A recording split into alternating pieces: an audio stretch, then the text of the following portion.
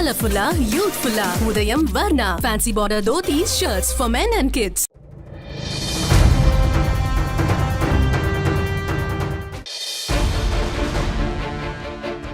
சுதந்திர இந்தியா பல்வேறு பிரதமர்களை கண்டிருக்கிறது.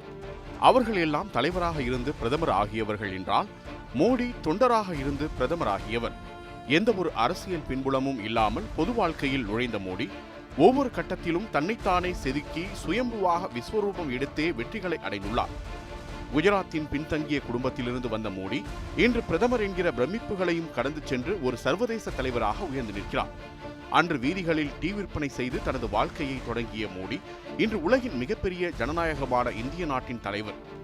ஏழ்மைக்கும் மேன்மைக்கும் இடையிலான இடைவெளியை தனது தன்னம்பிக்கையால் தகர்த்த மோடி குஜராத்தின் வாத் நகரில் 1950ஆம் ஆண்டு செப்டம்பர் 17ஆம் தேதி பிறந்தார்.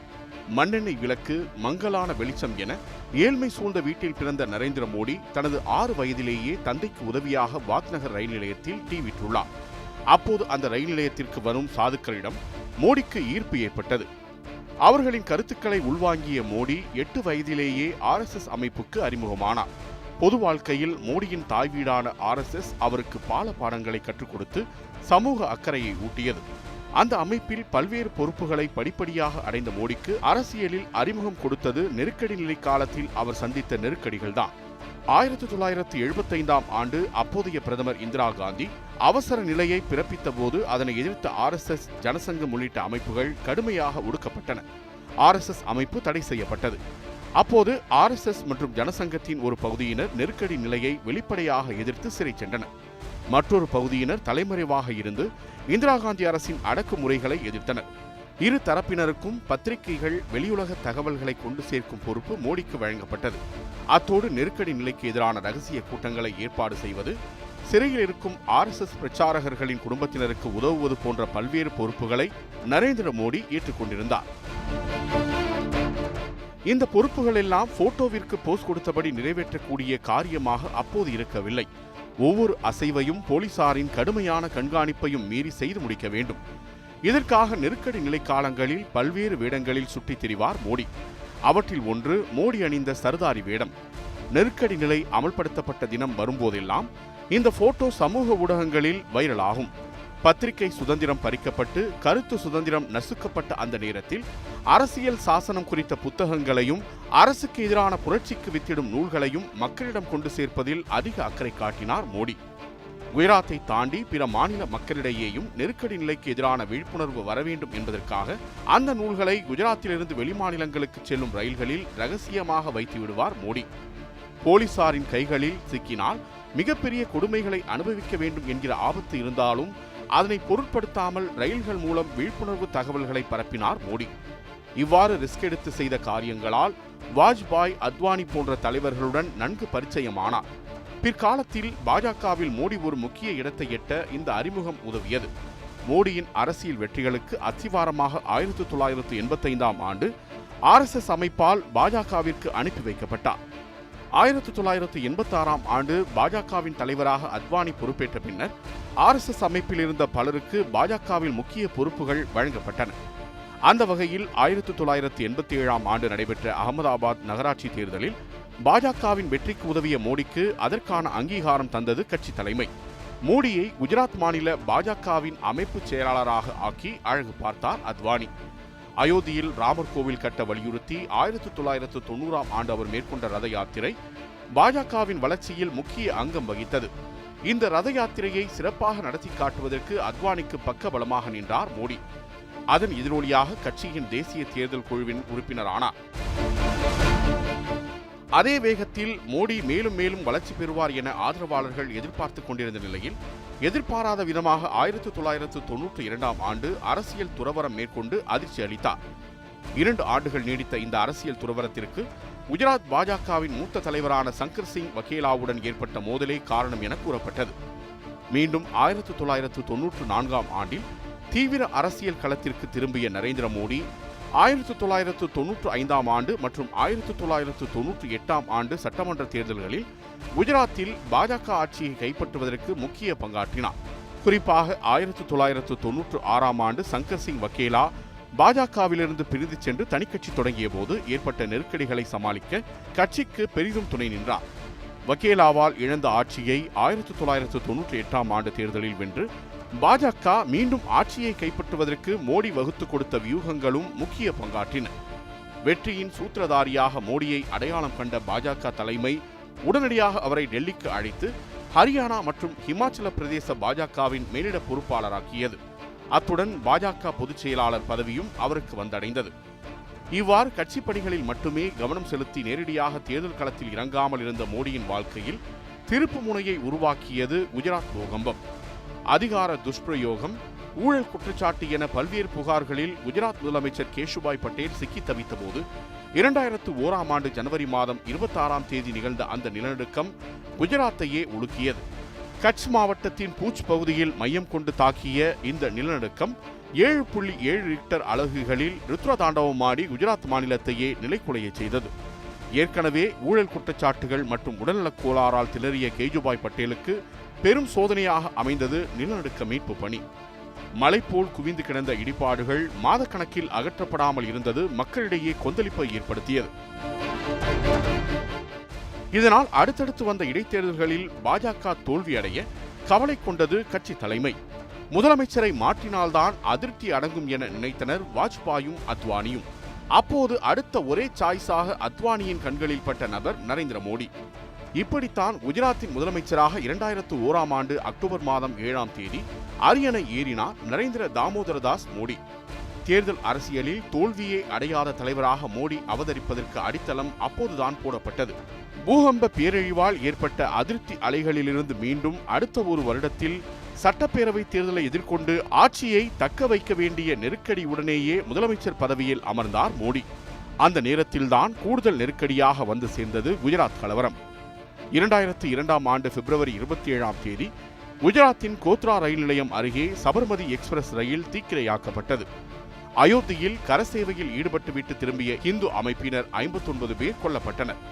இந்த சம்பவம் எதிரொலியாக குஜராத்தில் பெரும் மதக்கலவரம் வெடித்தது. ஏராளமான இஸ்லாமியர்கள் கொல்லப்பட்டனர். இந்த கலவரத்தை தூண்டிவிட்டதாக முதலமைச்சர் மோடி மீதே குற்றச்சாட்டு எழுந்தது. அமெரிக்கா பிற்காலத்தில் மோடிக்கு விசா வழங்க மறுக்கும் அளவிற்கு அவர் மீது மனித உரிமை மீறல் புகார்களை கொட்டி தீர்த்தது குஜராத் கலவரம். எனினும் எல்லா சர்ச்சைகளையும் கடந்து 2002ஆம் ஆண்டு சட்டப்பேரவை தேர்தலில் மீண்டும் ஆட்சி அமைத்தார் மோடி.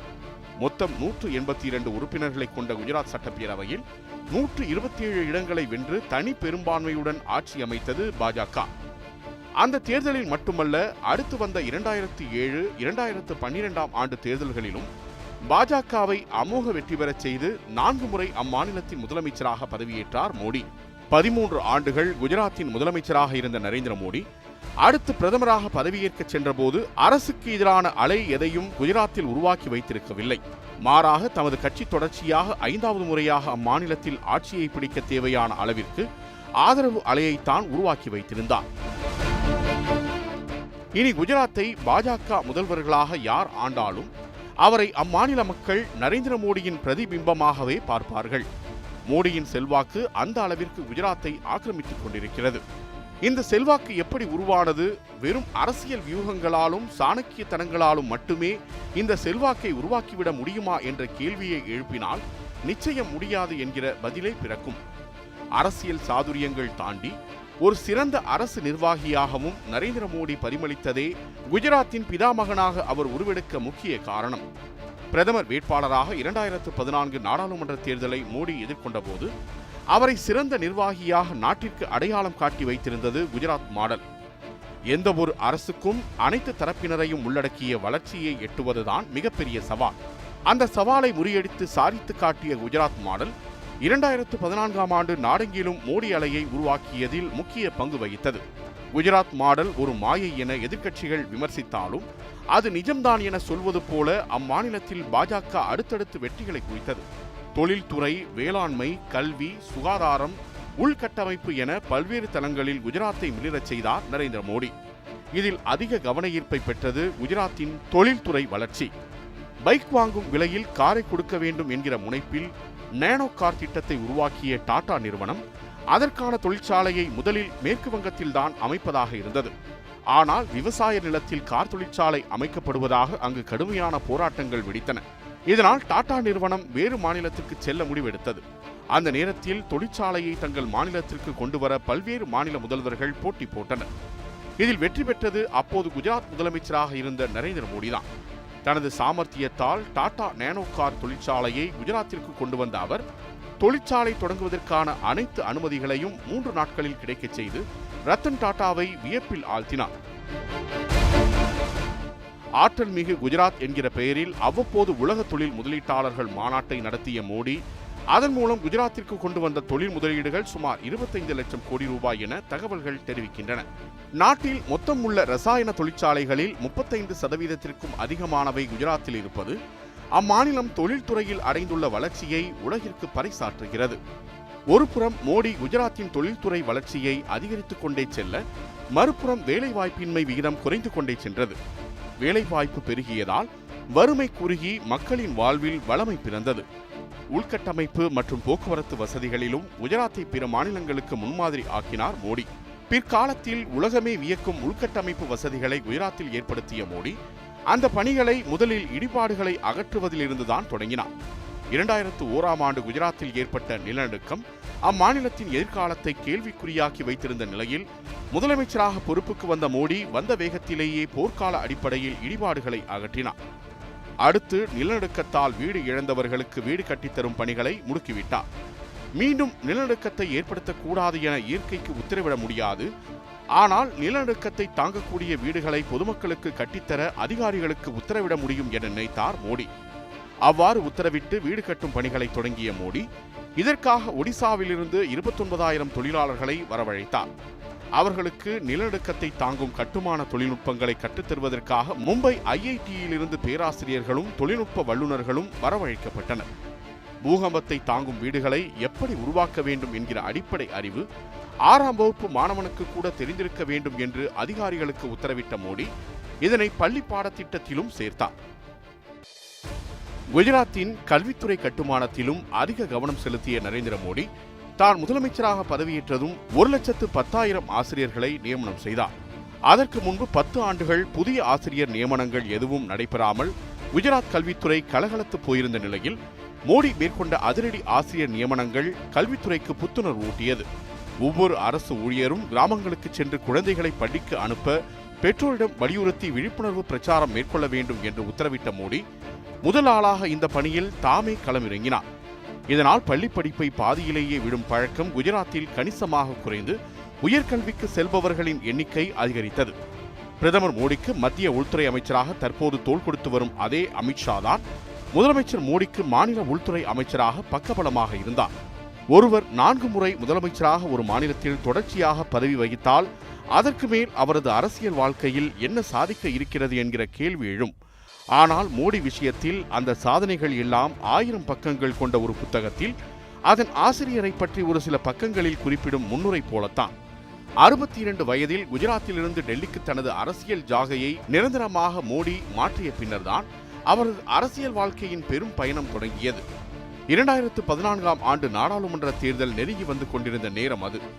மத்தியில் தொடர்ச்சியாக 2 முறை ஆட்சி செய்த காங்கிரஸ் மீண்டும் ஆட்சி கட்டிலில் அமர வாய்ப்பு கிடைக்குமா என்று ஒருபுறம் பதறியது. மறுபுறம் 2 தோல்விகளை அடுத்தடுத்து சந்தித்த பாஜக இந்த முறை ஆட்சியை பிடித்தே ஆக வேண்டும் என பரிதவித்தது. காங்கிரஸ் கட்சி வழக்கம் போல் தேர்தலுக்கு பின்னர்தான் பிரதமர் யார் என தீர்மானிப்போம் என கூறிவிட்டு தேர்தல் வேலைகளில் களம் இறங்கிவிட பாஜகவில் பிரதமர் வேட்பாளரை தேர்வு செய்வதில் பெரும் பிரளயமே எழுந்தது. தனது வாழ்க்கையின் ஒவ்வொரு கட்டத்திலும் எதிர்ப்புகளை எதிர்கொண்டே வளர்ந்தவர்தான் மோடி. என்றாலும் தனது அரசியல் குருவான அத்வானியிடமிருந்தே தமக்கு அப்படி ஒரு எதிர்ப்பு வரும் என அவர் சற்றும் எதிர்பார்க்கவில்லை. ஏற்கனவே 2009 நாடாளுமன்ற தேர்தலில் அத்வானியை பிரதமர் வேட்பாளராக அறிவித்த போது அரசுக்கு எதிரான அதிருப்தி அலையை பாஜகவால் அறுவடை செய்ய முடியாததால் இந்த முறை அவரை முன்னிறுத்த RSS விரும்பவில்லை. மேலும் ஒரு அதிரடியான இந்துத்துவா முகத்தை பாஜக வேட்பாளராக முன்னிறுத்த நினைத்த RSS மோடிதான் அதற்கு சரியான சாய்ஸ் என தீர்மானித்ததாக கூறப்பட்டது. குஜராத் மாநிலத்தின் வளர்ச்சியை பிற மாநிலங்கள் வியந்து பார்த்ததையும் மோடியை சிறந்த நிர்வாகி என போற்றியதையும் உன்னிப்பாக கவனித்தது RSS. மேலும் அந்த அமைப்பில் குஜராத்தைச் சேர்ந்த தலைவர்களின் ஆதிக்கம் மேலோங்கி இருந்ததும் மோடிக்கு சாதகமாக அமைந்தது. இவ்வாறு பிரதமர் வேட்பாளருக்கு RSSின் தேர்வாக எளிதில் ஆன மோடி பாஜகவில்தான் கடும் எதிர்ப்புகளை சந்தித்தார். குஜராத் கலவர வழக்கில் மோடி குற்றமற்றவர் என்று நீதிமன்ற தீர்ப்பு கூறியிருந்தாலும் இந்த விவகாரத்தால் அவர் மீது எழுந்துள்ள எதிர்மறை பிம்பத்தை மூத்த தலைவர்கள் சிலர் சுட்டிக்காட்டினர். மனித உரிமை மீறல் புகார்களால் சர்ச்சைகளில் சிக்கியுள்ள மோடியை பிரதமர் வேட்பாளராக அறிவித்தால் காங்கிரஸ் கூட்டணி அரசின் ஊழல் மறைக்கப்பட்டு மோடியின் சர்ச்சைகளை சுற்றியே 2014 நாடாளுமன்ற தேர்தல் களம் திரும்பும் என கொந்தளித்தார் எல்.கே. அத்வானி. முரளி மனோகர் ஜோஷி, சுஷ்மா சுவராஜ் உள்ளிட்ட தலைவர்களும் இதே கருத்தை முன்னிறுத்தி மோடிக்கு எதிர்ப்பு தெரிவித்தனர். எனினும் அப்போது பாஜக தலைவராக இருந்த ராஜ்நாத் சிங், வெங்கையா நாயுடு, அருண் ஜேட்லி, நிதின் கட்கரி உள்ளிட்டோர் மோடியை ஆதரித்தனர்.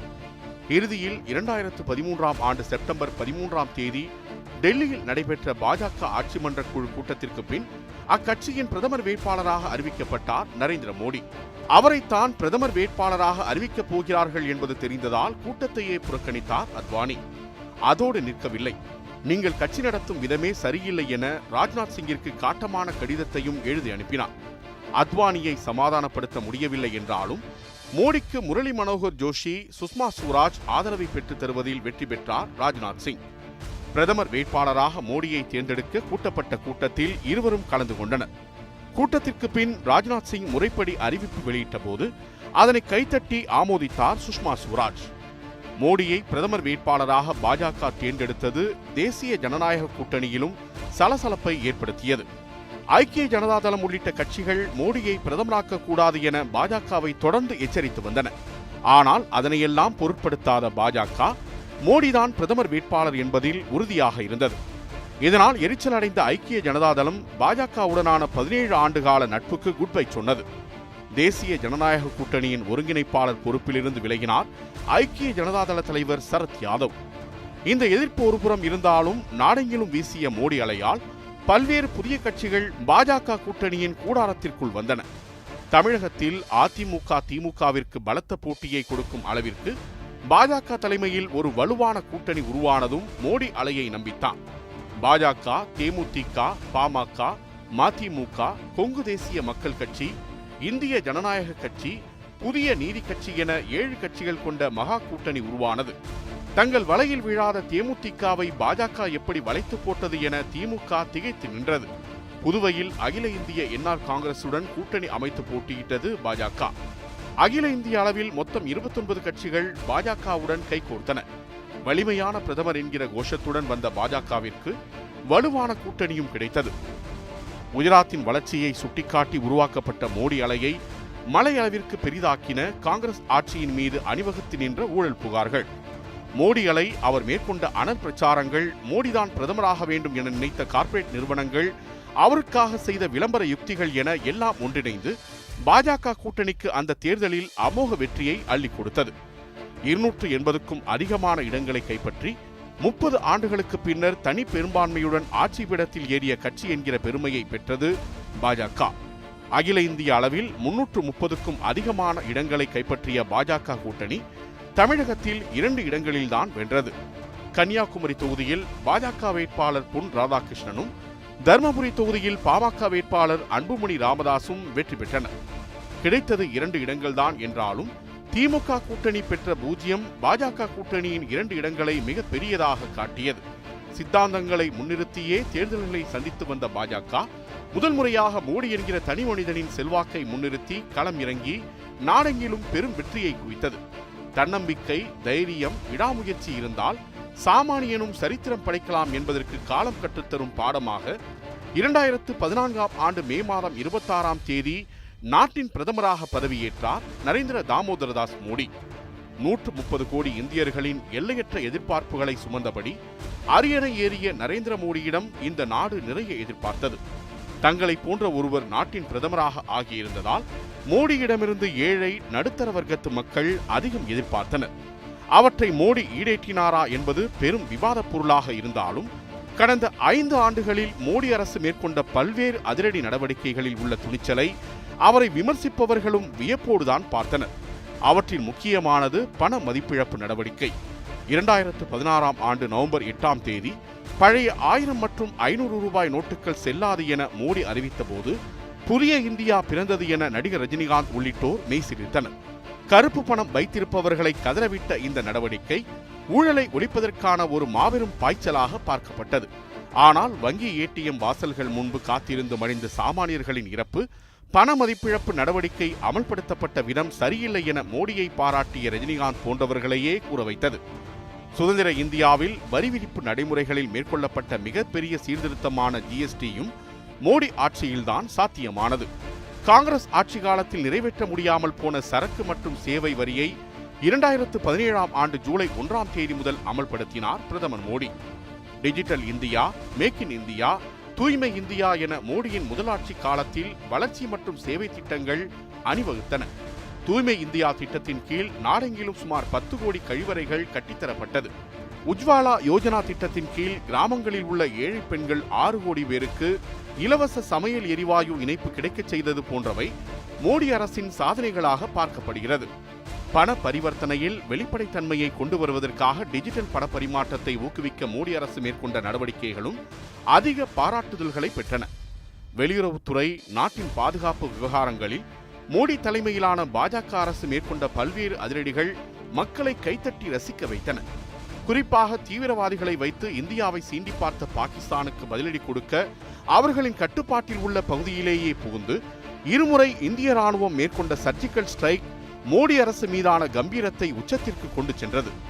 மோடி அடிக்கடி வெளிநாடுகளுக்கு பயணம் மேற்கொள்வது கடுமையான கிண்டல் கேலிகளுக்கு உள்ளானது. ஆனால் பாகிஸ்தான் மண்ணில் சிக்கிய இந்திய விமானப்படை விங் கமாண்டர் அபிநந்தனை ஒரு சில நாட்களிலேயே இந்தியாவிற்கு திருப்பி அனுப்பி வைக்க வேண்டிய அளவிற்கு பாகிஸ்தானுக்கு சர்வதேச நெருக்கடி ஏற்பட்டதற்கு மோடியின் இந்த பயணங்களே காரணம். தமது வெளிநாட்டு பயணங்கள் மூலம் அமெரிக்கா உள்ளிட்ட வல்லரசு நாடுகளுடன் இந்தியாவின் நட்புறவை மோடி வளர்த்து வைத்திருந்ததே அபிநந்தனை பாகிஸ்தான் மண்ணிலிருந்து மீட்டதாக சுட்டிக்காட்டுகிறார்கள் வெளியுறவுத்துறை விவகாரங்களை ஆராயும் அரசியல் நிபுணர்கள்.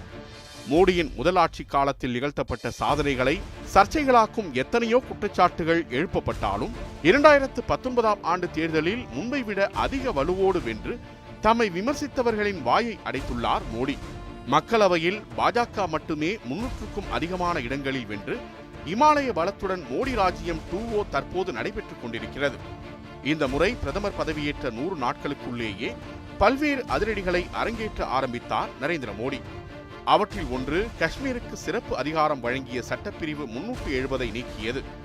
சுதந்திர இந்தியாவில் மேற்கொள்ளப்பட்ட மிகப்பெரிய துணிச்சலான நடவடிக்கையாக வர்ணிக்கப்படும் இந்த விவகாரத்திற்கு ஆதரவு, எதிர்ப்பு என 2 தளங்களில் வெளிப்பாடுகள் இருக்கின்றன. ஆனால் அதையெல்லாம் தாண்டி அரசியல் உலகம் கண்ணிமைக்கும் நேரத்தில் ராஜதந்திரத்துடன் இதனை மோடியும் அமித்ஷாவும் நிறைவேற்றி காட்டியதை இந்தியாவும் சர்வதேச நாடுகளும் வியப்போடு பார்க்கின்றன.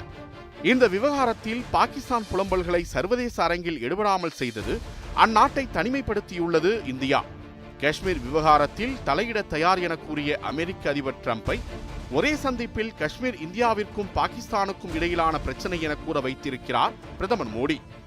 அடுத்தடுத்து இன்னும் எத்தனை வியப்புகளை தரப்போகிறதோ மோடி ராஜ்யம் 2.0 என அரசியல் விமர்சகர்கள் காத்திருக்கின்றனர். சர்ச்சைகள், விமர்சனங்கள் ஒருபுறம் இருந்தாலும் குஜராத்தில் ஏதோ ஒரு சிறிய நகரில் தேநீர் விற்பனையாளராக தனது வாழ்க்கையை தொடங்கிய மோடி தற்போது உலக தலைவர்களுடன் அமர்ந்து தேநீர் பருகிக் கொண்டே சர்வதேச பிரச்சனைகளை கையாள்வதற்கான கொள்கைகளை வகுத்துக் கொண்டிருக்கிறார்.